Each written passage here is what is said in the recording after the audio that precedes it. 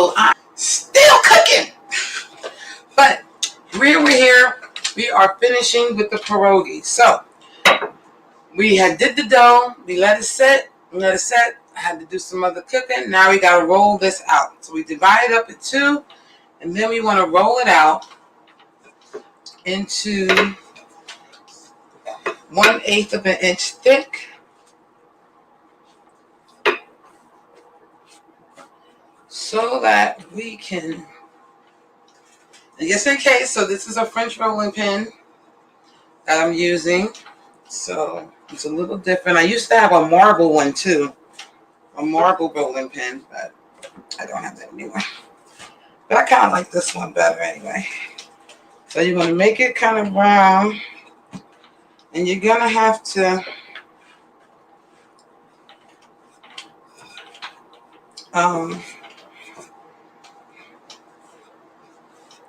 so you just have to pick how big you want your pierogies to.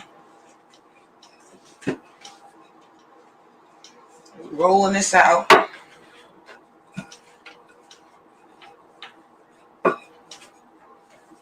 So this is one of those labor-intensive things that you do, right?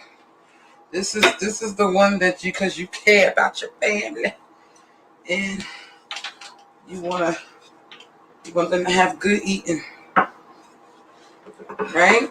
I'm gonna have to clean that up. So this should be about an 1/8 of an inch. So you want it kind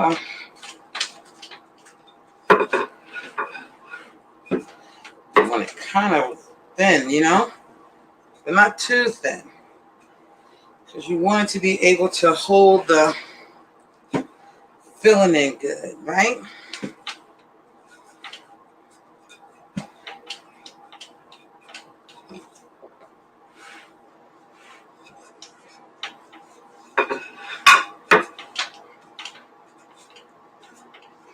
This is me rolling it out, y'all. Rolling it out.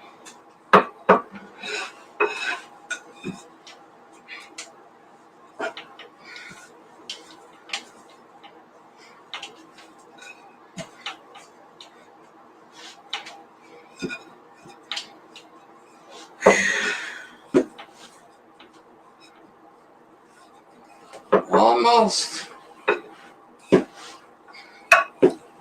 Oh no.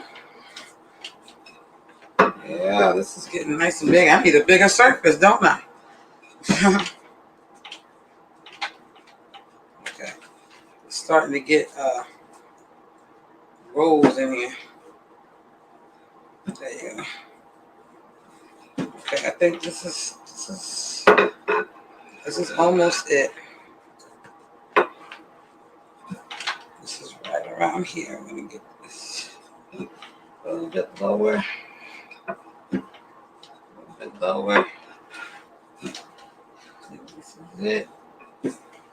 And a nice brown. It's the edges. I'm gonna get these edges down. Okay, I think that's good. All right. So we got that. I'm gonna get my little dough cutter here. So they said 3-inch holes. This is about 3 inches. All right. Let's see if it works. There you go. See? Look at that. Doesn't that look pretty? All right. So we got one. Let's see.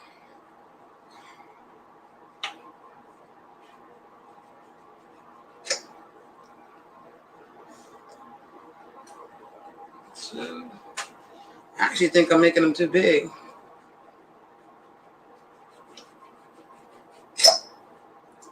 3.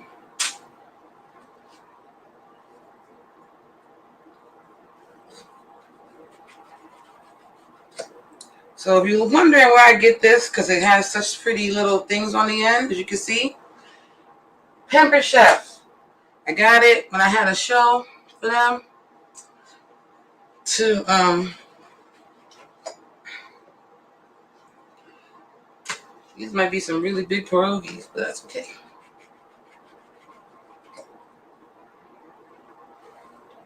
This dough was really easy to make.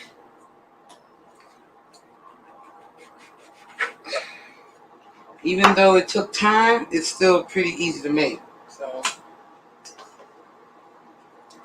you can always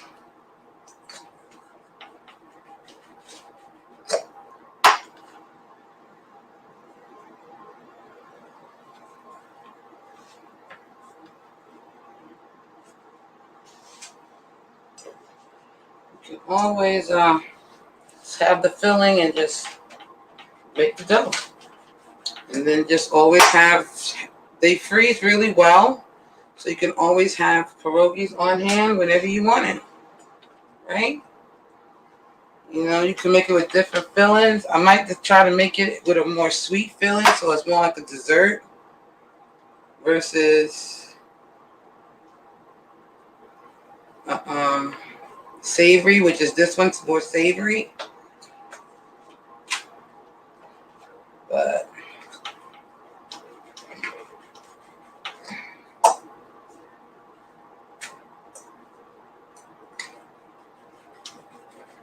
who's that? Hey, Lady Songbird. Thanks for joining. I am getting the dough. I'm making pierogies. So right now, we're just cutting the little rounds of dough so we can fill them with the filling. And I'm not going to do all of them now, but I'm just going to do this one, and then I'm going to start filling.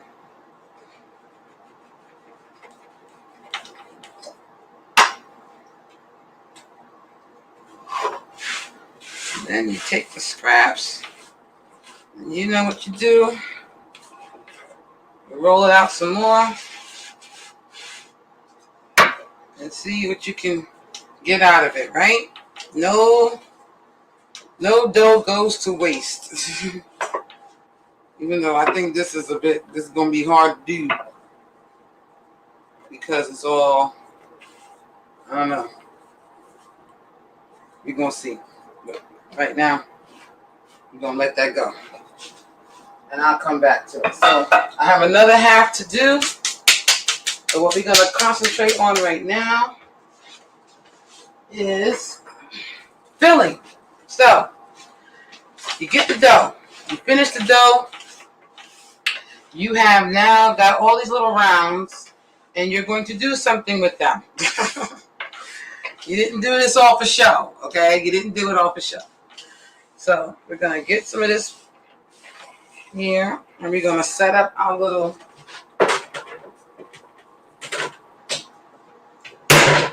plates right there. We're going to wet our hands a little bit, get some of this dust off.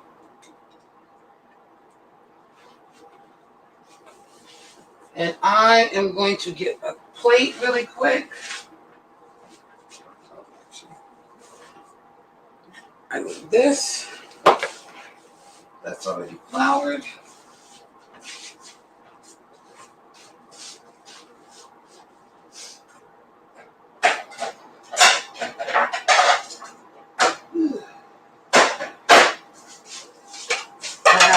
So we have two different fillings. Okay, so the green plate is going to be our truffle filling. The red plate is going to be our regular cheese filling. Okay, we are going to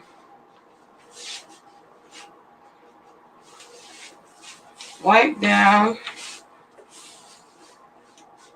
that thing and just add a little flour so we can work this.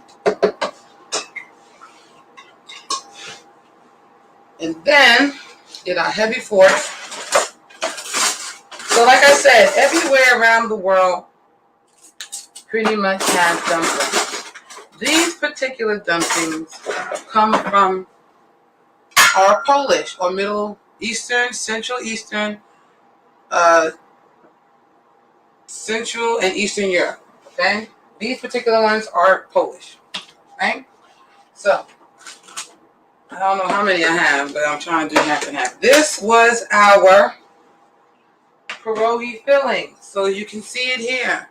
So it was made with cheese, sauerkraut, impossible burger meat, and onion, and maybe mushroom. Yes, onion and mushroom. So it's a really pretty decent filling. So what we're gonna do too, usually I have a melon baller, but I don't have one this time. So we're just gonna take a little bit of our filling, put it in the middle. That's why you need two.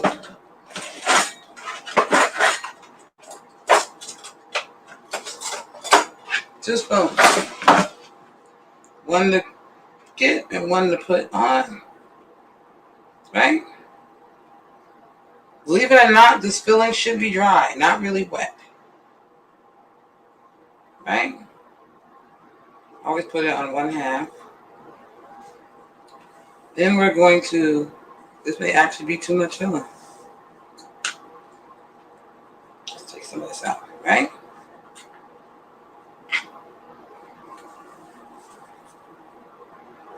Okay. Then we want to fold it in half. And then we use our fork, like with all fillings, and we kind of close it up. And that is our first one. See? Nice. Now, pierogies do get fried, but they get boiled first. So before you cook it, you have to boil it. So we're going to put some more here.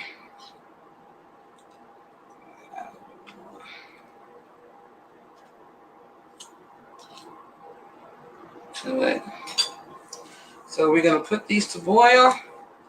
Then, I'm not doing it tonight though. Right now we're just stuffing it. And they freeze well. So you can freeze these. They freeze well. They cook pretty easily once you get them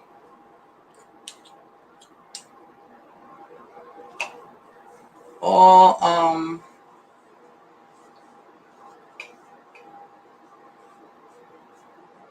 now another thing you can do, you want to make sure, and you want to make sure it's closed. Sometimes I turn it over just to make sure it's closed.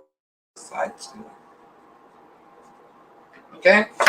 One of the things that you can do is kind of spread it out a little bit, especially on the side that you know you have to fold over.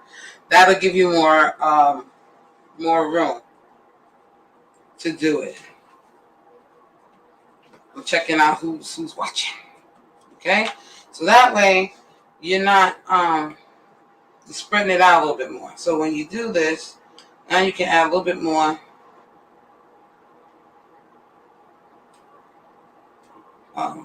filling, because now you have this big piece that's going to fold over nicely, right?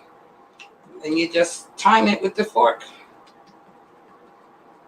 Looks like mini beef patties, right? Mm-hmm.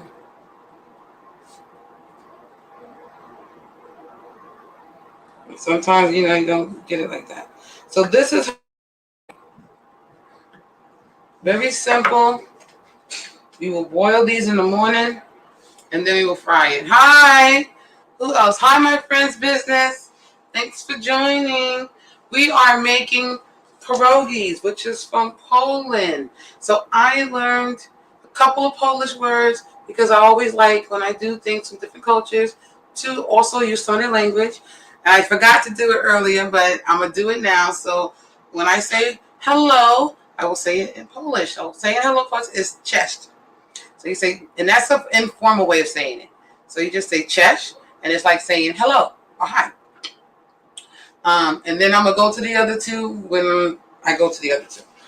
So I'm going to do one more of these, of the plain one, of the, I said I want to kind of spread this out. These are the things that take the time. These little, spreading out the meat and filling each individual one. I probably could have put it in a pastry bag and did it too, and just said zzz it and like that, but I didn't. So anyway, that's what we're doing. And now we have our pierogies. And like I said, the recipe for the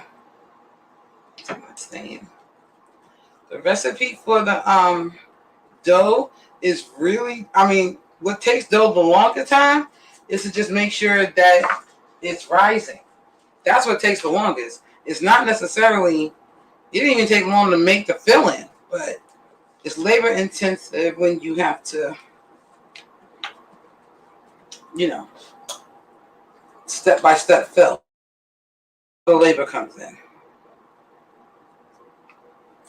Now you serve these with, you can serve it with applesauce. You can serve it with sour cream. I'm always partial to sour cream, even the vegan one. Usually you serve it with like a borscht, or they have a sausage and sauerkraut thing to it. You can serve it with that. So there's different servings. We're going to put this one aside for a minute, and we're going to start doing our truffle one. So this one is a move, kind of moved away from the traditional. The traditional is, farmer's cheese, onion. This one has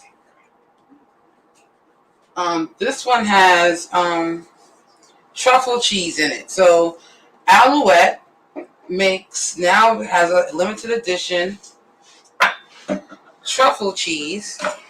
And truffle is that mushroom with that strong kind of taste. It has that, and they have it. So I said, you know what? Let me try it. So that's what I did. So now I have this one. Potato has every ingredient as the other one, except that this one has truffle cheese. So that should be interesting, I think, with the potato. So just right in the middle. And you think the sauerkraut would be like having a taste, but to be honest, you really don't taste it that much because you drain it. So it's a very dry kraut. It's not, when you think sauerkraut, you think it's full of water. It's a very dry kraut because you really drain it before you do anything to it. So that's what we're doing at the moment. This is going to take all night. Depending on how much I do. And I can always take the filling and put it in the refrigerator. I can also freeze it so I can make it another time. So there's things you can do to it if you don't want to. This is actually my first time making it. But I like it. I think it's going to come out good. It's like when I make pastelillo to me. So pastelillo is, if you're not Spanish or you're not from the, New York, it's that one, this meat patty, but it's the Spanish one. So you always got to make sure. I may have to wet it a little bit to just make sure it stays. Yeah. So sometimes you may have to wet it to make sure that it stays.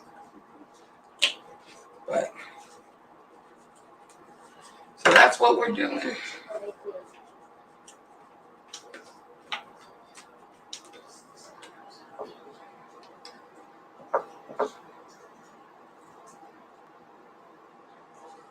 So when this goes in it's gonna kind of puff up and be a little wet, but you kind of, and then that's when you fry it too. So this is almost like a twice cooked thing. And yes, you do You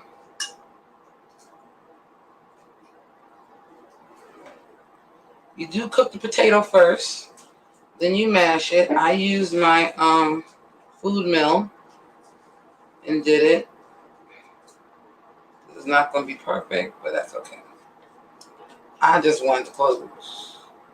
You don't want to make it too wet, because if it's too wet, it won't close either. So we're having a little bit of difficulty here, but there we go. We got it. Okay. So now, another way to do this, actually, I saw it made by another home cook. They made it into like a stromboli kind of thing, where you just lay out the whole dough, and you fill the whole dough, then you roll it up, then you cut it. Which is the quick way to do this. And then you just bake that sucker. So that's the quick way to do it. But this is Lexie.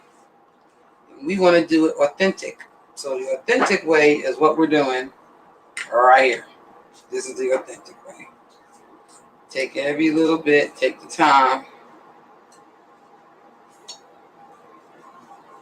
and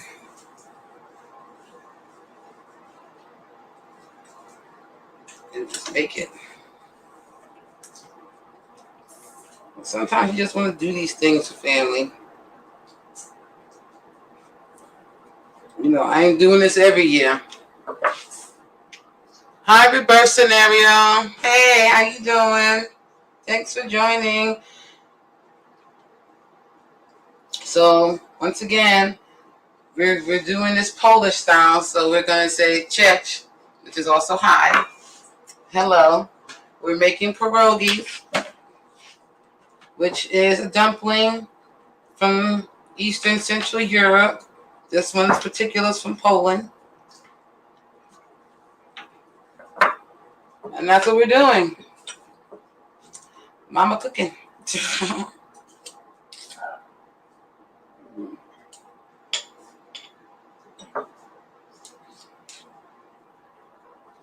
we have our two different kinds. We have our truffle cheese, Impossible burger meat, and potato, onion. And then we have our regular cheese and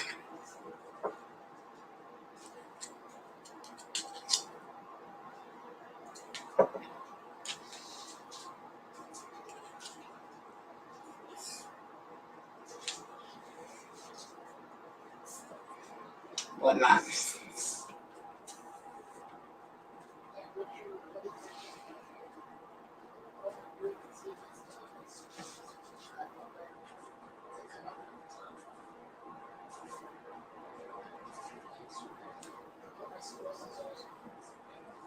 Okay, this ain't gonna be this one ain't gonna be pretty. There you go. Make sure this is closed. I think it's not closing because it's getting a little dry. It's kind of warm in here. Wetting it a little bit. There you go.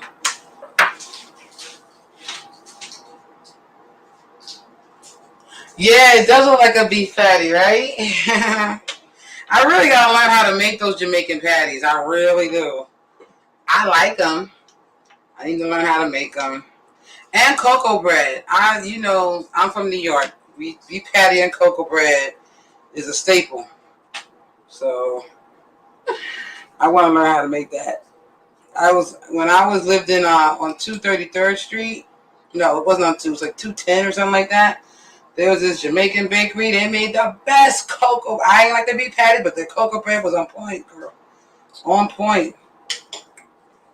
I just go there for the cocoa bread. Then I go to Golden Crust and get the beef patties.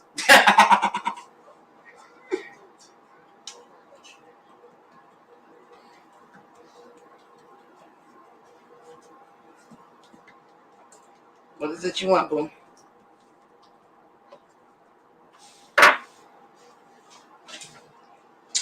2, 3, 4, 5, 6. 1, 2, 3, 4, 5, 6, 7. Okay, so we're gonna do. We're gonna do one more of these and one more of those, and then I have to work on dough number 2.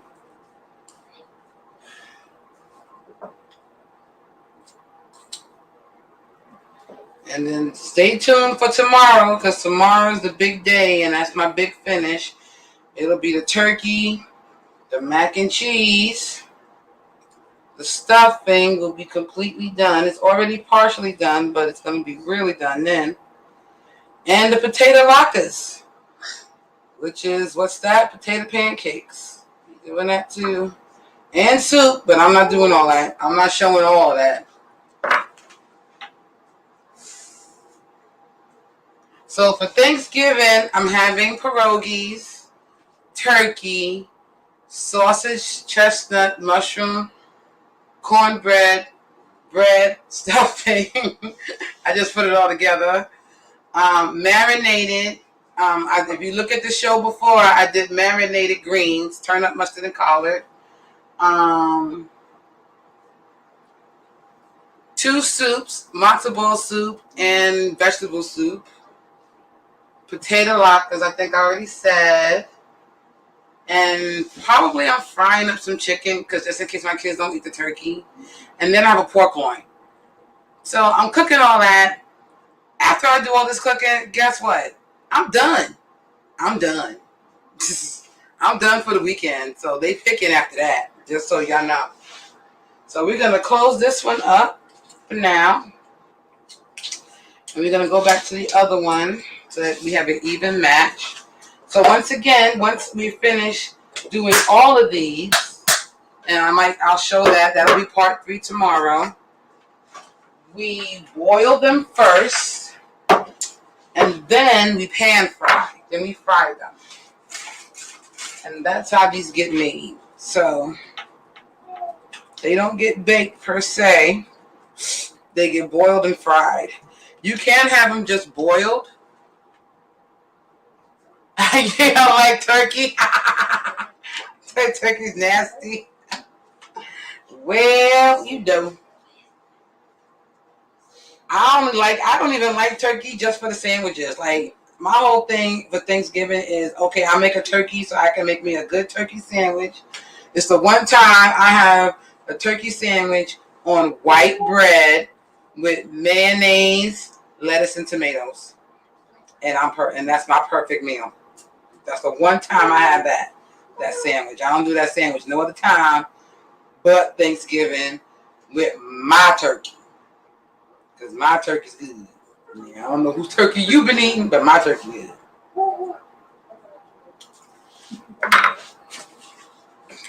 This is the last one of this batch. And then, see, now I have all the scraps of bread. And normally, I would just, like, find a way to repurpose it and roll it back out. And I might still do that. We're going to see. I don't want to get it dry. But I don't know. This is a lot. I got a lot to do with this, so I need to make a whole bunch. Because this is a lot of filling. I know. And when you used to be in the house, you know how that go. You start cooking for everybody because you used to cooking for everybody. But now, you don't cook for everybody. You cook from the folks in your house who don't eat nothing. Okay, so we are done. We're done. Make sure this is closed.